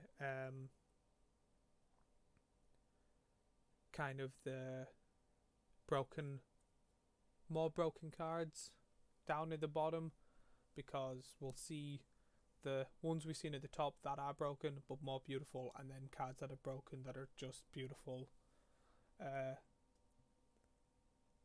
But like, even this guy, like, I don't really care what he does because he's a common and I've been playing this for too long. But for 3 and a green, Enchant Land becomes a 4/5 spirit with vigilance and haste. If it's destroyed, instead sacrifice this. That land gains indestructible turn. But it's mainly how beautiful this card is. I'm not sure if I can. Yeah. So just like the all like the shading on the roof, and then this big creature wrapping around the trees and stuff. Like, Magic is a beautiful thing, even with common cards. Oops. I think yep. So, yeah, it usually tells a story through the whole thing, where, like, a quick rundown of the stories: the Empress went missing on this kind of ninja neon world. You find out she just, like, disappeared on her own. Her friends are looking for her. When they came back, they thought she was attacked. And then this whole big thing where these big bad guys are now back officially, kidnap one of their friends, and then do something very horrible to one of their friends. So it is a big, massive story, but that's kind of the fastest rundown I think I can do. So there's these things called, like, story cards. So the bad guy, like in this card, the bad guy has 2 of her friends, and the Empress comes and hits him, and it becomes a card because it's part of the story. But then there's just random cards like a beetle, just because the thing, they were like, we'll add a beetle. Another kind of good card would be Tamio's Safekeeping. So these 2 are planeswalkers. Tamio she's been around for quite a while. She has 3 cards from, like, way back, and then this is the Wanderer. She's the Empress. She got her 2nd card this set. So Tamio's Safekeeping, there was a legendary artifact creature equipment jellyfish. That is a mouthful. And the Empress gives it to Tamio to look after it. So for a green instant, target permanent you control gains hexproof and indestructible until end of turn. You gain 2 life. The reason it's kind of a good card for a common is that it's story based. So hexproof means I cannot target your stuff. So if I kill target creature, I cannot pick the thing that has hexproof. And indestructible is, if there was a way to kill it, it's indestructible. It can't die. Only through, like, exile or board wipes would it work. And then gain 2 life.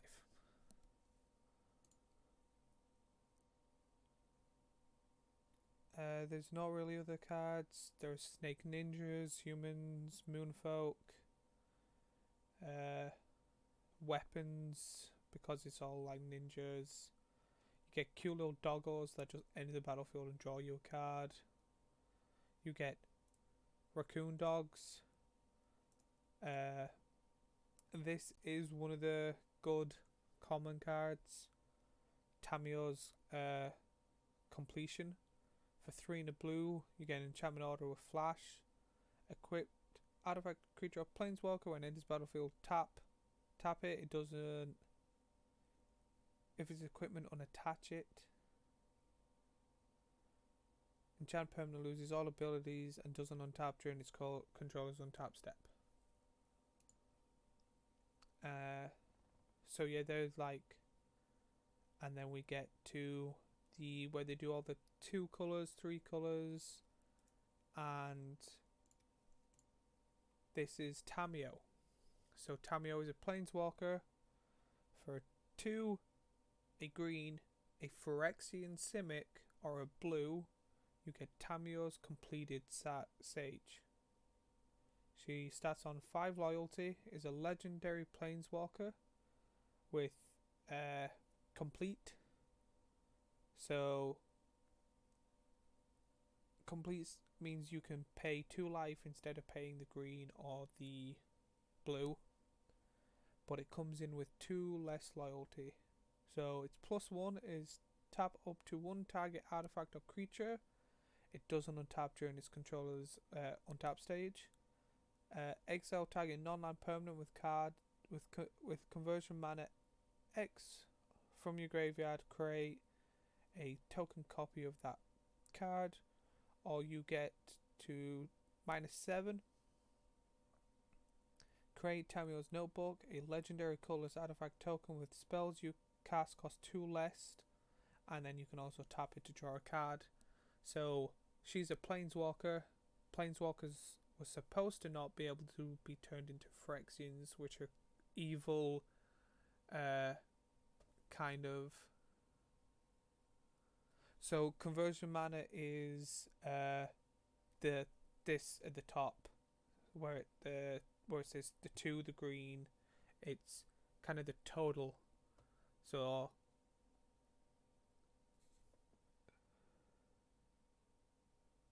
they're a Borg, yeah.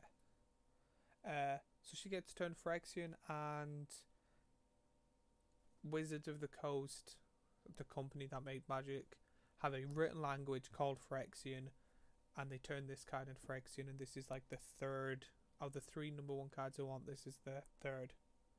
They actually have her other 3 cards here, and I think the only one I'm missing is the blue. So, really good card. The other planeswalker is Kato.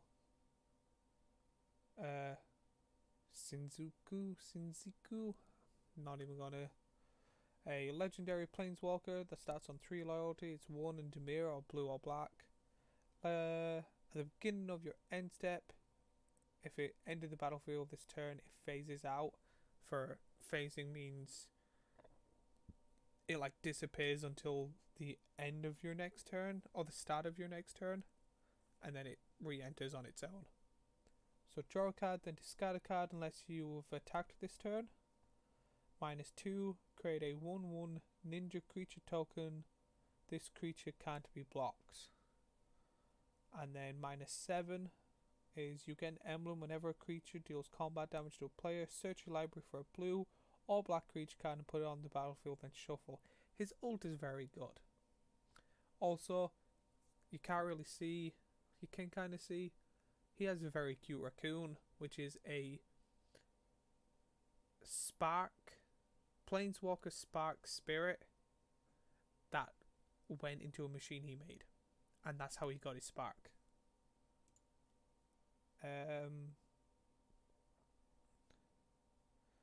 So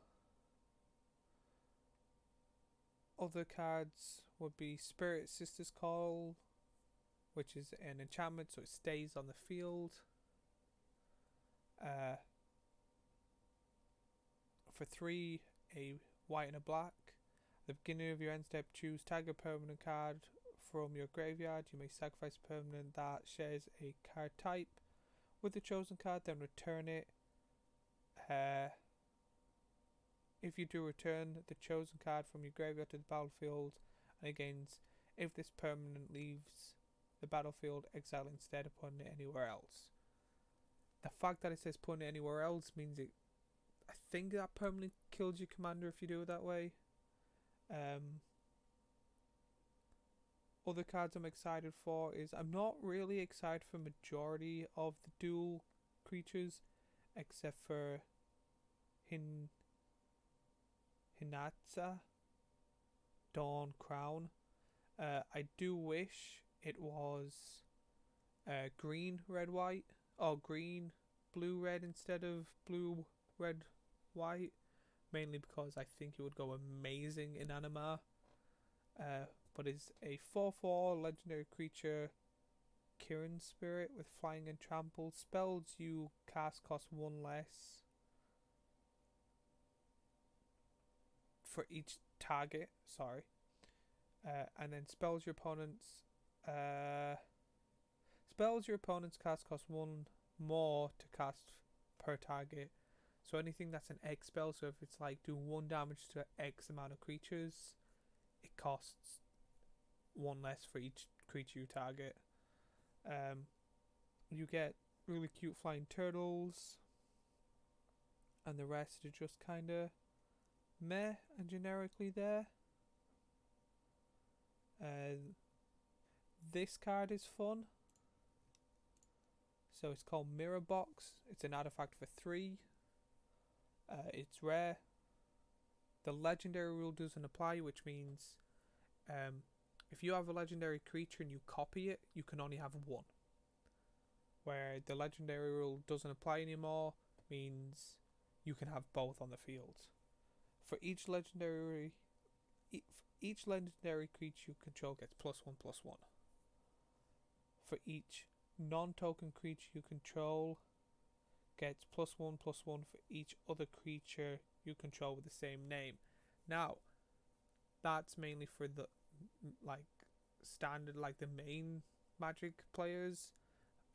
Commander player for myself, one of the rules to make a deck is you cannot have a card with the same name. However, for 3 mana and the legendary rule doesn't apply and each legendary creature gets +1/+1, I will happily ignore the bottom half of that card.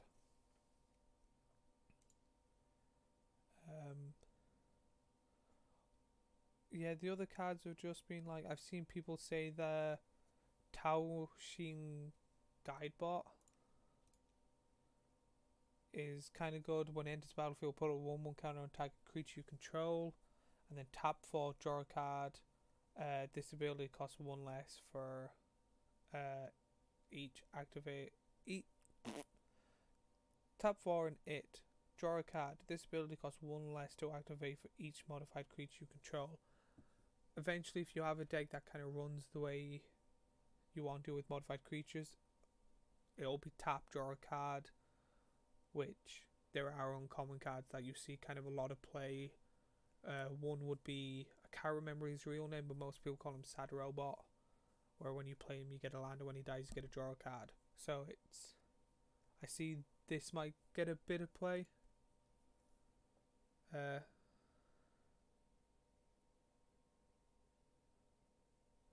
So since these cards seem to be artifacts, is that why they don't have coloured symbols at the top right corner? Yes, realistically. So artifacts would be kind of like man or people made stuff. So mana realistically is the flow of kind of energy throughout the universe. So there'll be tree people that get energy from green. There'll be zombies that get energy from black, and that's why they get their symbols. Where you can there is artifacts out there that have symbols, but it's usually there's a reason behind it. But majority of these are just mechs, weapons, rooms, or a box, golems and stuff like that, vehicles. So they're usually man or people made constructions and stuff. It's why they don't have a colour. I'm not sure if there's any kind of living colourless creatures that are not Eldrazi, which are giant, pretty much squid things. But yeah, the thing with artifacts is when they're bad, they're bad. One ninja's katana, a quick creature has tap 1, sacrifice it, deal 3 damage to any target. There probably is, because Magic's been around for ages, but I can't think of a flesh creature that has a coloured pip.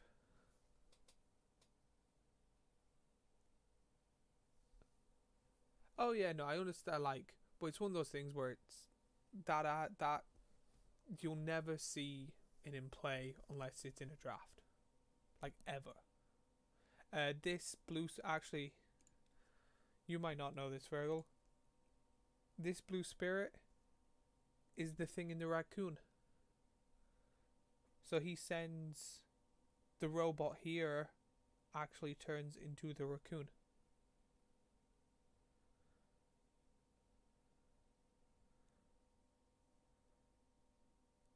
I remember that card now. So the kind of artifact with the brown are vehicles. So it's crew would be like, it says crew 2, so you would tap 2 creatures to crew this machine. I have a terrible hatred for vehicles and I don't even know why myself. And then we're into lands, and I've heard people really liking the channel thing. So they all are part of, so Kamigawa is like a whole world itself. Oh, it's power. I thought it was people. Oh, so you could tap. I thought it would be like you tap 2, maybe 2 twos, or like a 5 or whatever. But I didn't know it was the power. Ah, that makes sense. It shows how much I pay attention to vehicles.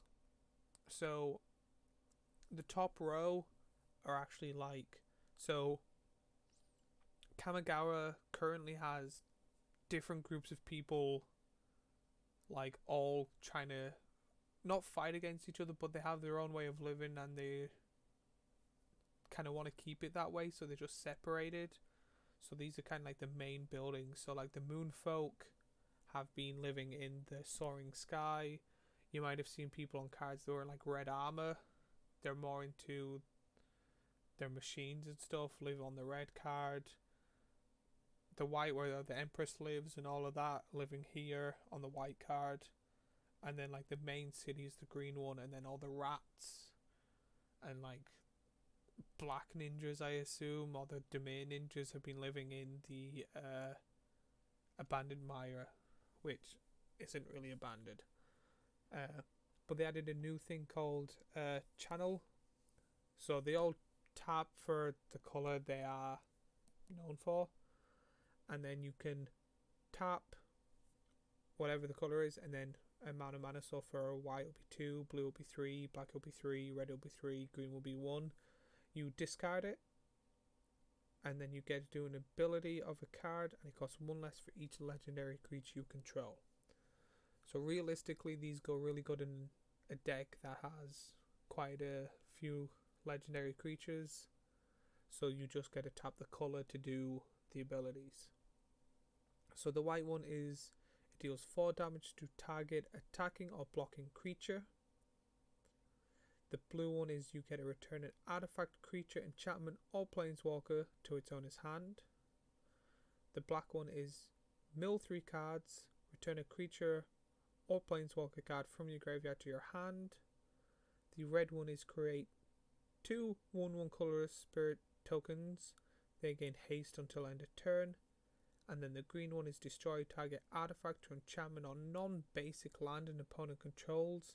That player searches the library for a land card with a basic land type and put it on the battlefield, then shuffle. So that's what they all do. And then it comes to, we'll go to these 3, which are still places.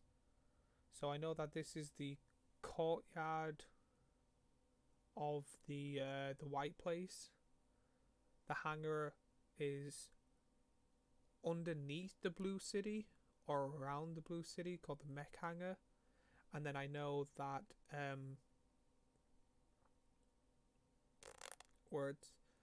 the roadside reliquary is kind of just on a place on its own in like I think it's called the Mystic Forest. So I'll start with this one. It taps, So Roadside Reliquary is a land. It's an uncommon. Taps for a star, which is a generic, which would mainly be a generic symbol, or it's usually made for the artifact numbers. So after the color, there's usually a number. Or you can tap 2 and tap it, sacrifice it, draw a card. If you control an artifact, draw a card if you control an enchantment. So this is quite good because it's usually draw 2, tap 2, draw 1, but this is the potential of tap 2, draw 2. The mech hanger is tap for generic, or tap for 1 mana of any colour, spend this mana only to cast a pilot or vehicle spell. And then tap 3, return target vehicle becomes an artifact creature till end of turn. That bit is good. I like the end bit of that card. And then Secluded Courtyard. When it enters battlefield, choose a creature type. It taps for generic, or it taps for 1 mana of any colour. Spend this mana to cast creature spells of the chosen type, or activate abilities of the creature of the chosen type. I'm going to skip past. Yeah, I'm going to skip past the rest of the lands because all of these lands from Jungle Hollows all the way to Wind Scarred Crag, except for the Enchanted Haven, are already cards. These are just alt art, so different art of these cards.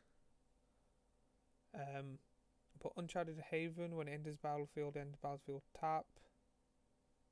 When it enters battlefield, choose a colour, add 1 mana of the chosen colour, which is kind of good. There's way better lands that do the same thing. And then there is the pretty basic lands. So they wanted to do kind of like a very pretty version of these cards. I really like them all. However, I do think this, like if the symbol, if the word or the color and the symbol wasn't on, and I had to guess what color it would be, I would find this difficult for blue or green, and then I would find this difficult for red or black. The rest I think I could do. I might, if this didn't have the fire, I might mistake this for a white, but the rest are fine. And then you just get your generic.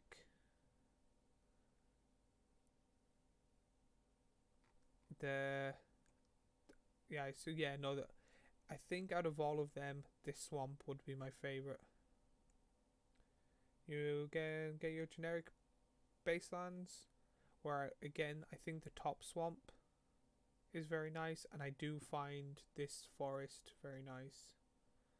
And then it's to the pretty cards. So the first 2 cards are the cards I really want. It will be my first and third card, and I want them in the Phyrexian language. I think the Tamiyo is currently 18. Could be wrong. The price might have gone down since I seen, and same with Jin. The last time I seen it was at 40. Some of the cards here you cannot get. I think, correct me if I'm wrong, you cannot get, but only in certain packs. Like they're not in any of the cards we just looked at. So like I know the 1000 Face Shadow is there. Deals common damage to play you may no. So a lot of them are. So I think these are called soft glow cards, and they done it to all the ninjas. There is one of the ninjas I want. I think it's this one. Precious Thief. For 2 in the blue, you get a 3/2 human ninja. With ninjutsu for 1 in the blue. Whenever 1 or more ninjas or rogue creatures you control deal combat damage to a player, create a treasure token. The reason I want that is I have a rogue deck. So if I get to attack with my rogues, I get treasure, which treasure is an artifact token, which taps, and you can add 1 mana of any colour. You get Tamio's adopted son. Fergal really wants this card. And for some strange reason, the normal... So this is the normal art. This is the pretty art, where it's like a psychedelic toad. Which one are you going to try and get for the commander? I am assuming it's going to be the pretty version.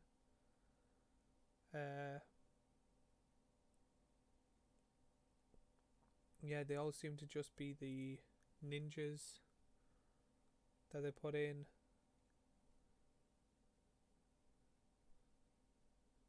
But you can only use one. But yeah, having both is great.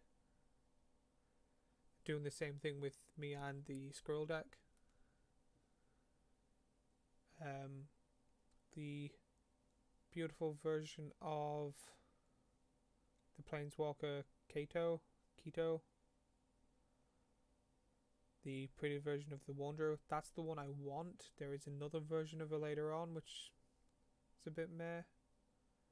I'm surprised they don't have the English version of that.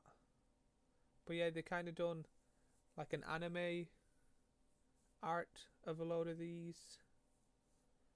I didn't actually look at these fully, but a lot of them in the commons and commons. You can only get these in, I think, they're like 20 something euro pack cards. I'm not sure if you can, because there's €4, like €8, and then 20 something euro for the 3 types of packs. I really like Invoke the Agents as a card. Like, the art on that is really good. The rest are just, they're good, but they're not kind of eye popping.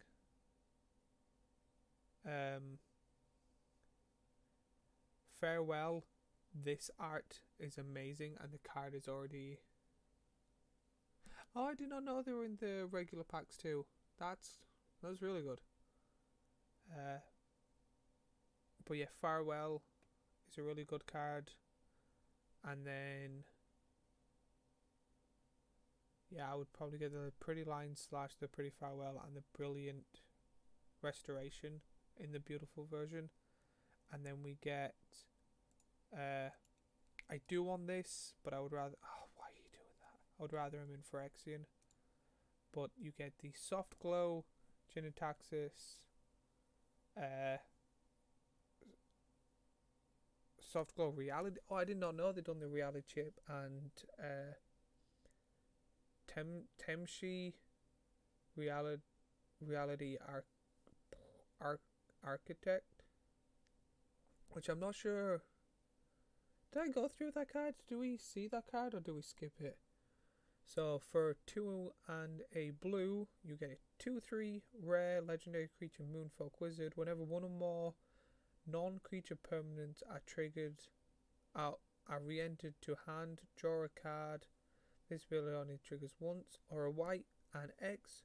Return a land you control to its owner's hand. Return artifact or enchantment card with mana value X or less from your graveyard to the battlefield. Only activate this ability once. That is also a really good card. You get Pretty Mech. You get Soft Glow of the Blade of Uni, Soul Ripper. You get the same card with, like, I think it's the yellow has like a 0.01% chance of getting. This is the, out of the 3 cards I really want, this is the second one, and I want it in the alt art. Coma of the West Tree.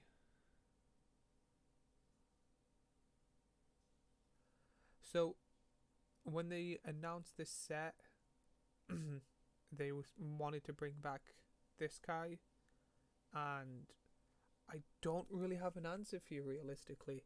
It is just they decided they wanted to release him in purple and then release him in 3 other colours, but the different colours have a different chance to get. where one of the colours is going to be like 0.01% chance to get.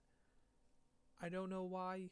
No one really knows why. It's just they just did it, and everyone's just like, okay, Wizards, you do you. The Coma is the only pretty version card that I prefer the original. What else would there be? There's nothing else really except for these. So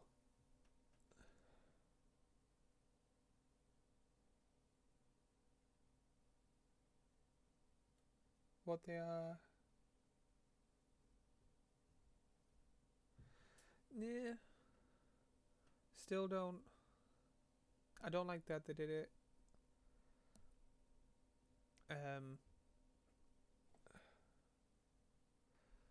But it's it's more. I do agree it is Shenron, but it reminds me of like, do you know those horror games where there'll be like an egg or something, and then like a worm, like the banners more look like the juice when it comes out of the egg and stuff, and it just turns my stomach. This card, I don't know why. And then they made a third art of certain cards, or a second, depending on some. So like the 3 planeswalkers here get a third art, and why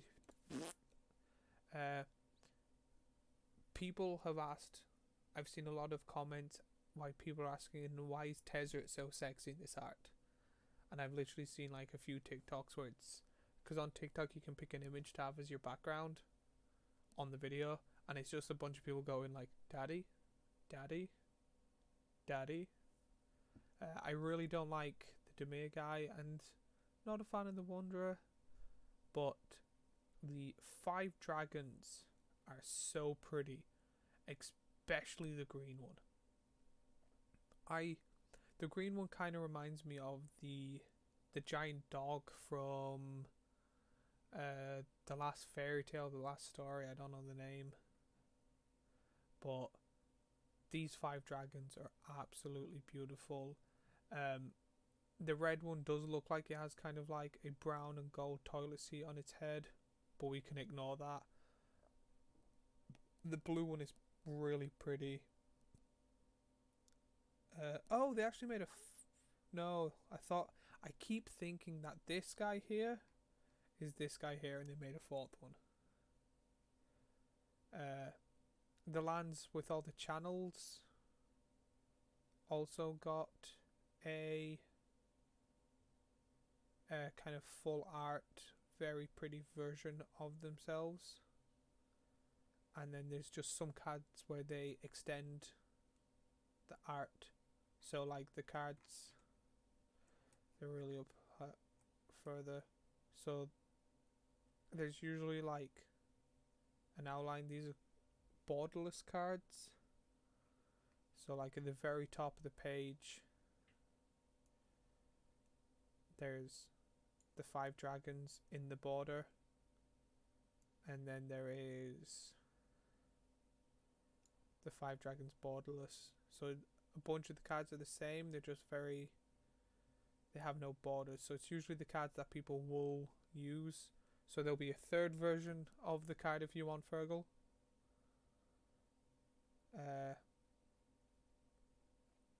There's Coma.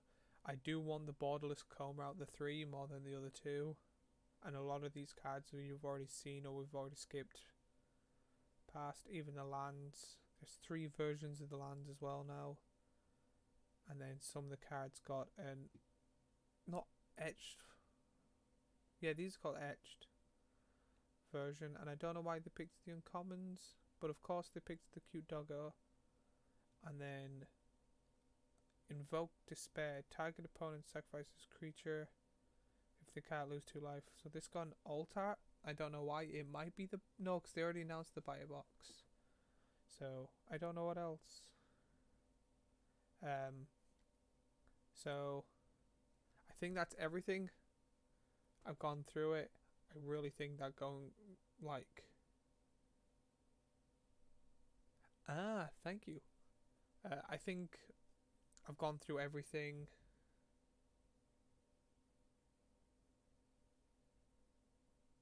Four death symbols. Oh no, that's the. So each color has its own symbol. I will go to the lands because the lands is the easiest. So these are the basic lands, and each card has its own symbol. So black would be swamp. So they're the four symbols for the basic lands. So I think skipping past the commons and uncommons was the best thing. So if there's any questions or any cards you want me to go through again, I would ask now. If not, I will be streaming League tomorrow. I also will be. I'll probably be putting this on YouTube for just because it was kind of an event. So I'll see how that goes. Other than that, there'll be League tomorrow. I'm going to be doing a. So for Sabine mainly, there's a thing called a secret layer that ever so often, every few months, Magic goes, here's a bunch of cards that are like in a different art that you can only get for this one time only from us. There's kind of like a online market for later on. And it's usually €35 or €45 for these set of cards. And I'm going to do the same as I did with the Commander Black YouTube video. I got it and collected it today. And it was a charity one, so a bit of the money went to a charity. And what they did, they picked like 4 cards, and they got like children to draw this one, and then they got professional like artists that do this type of stuff to do a second version. So you get 2 versions of each card, and there's 4 cards in total. One in the children's art, and then one in the professional artist art. So I'm going to do an unboxing video of that and record that tomorrow, and that's hopefully, I'm going to aim for Friday for it to come out. If not, it'll be out Monday. I'm not sure how well my other one did, but I'm planning to kind of annoy people and make TikToks of being like, watch this or follow me on this. It's just I haven't had the time to do it. Like, I'm going from this to animating. But yeah, no, I think every secret layer I'm going to be getting, I'll do an unboxing of it. I enjoyed the video. I messed up a bit, but I'm going to keep doing that. So any questions before I go? I'll give you the bit of time in between. So you follow me on everything, but if there's any favorite card from today,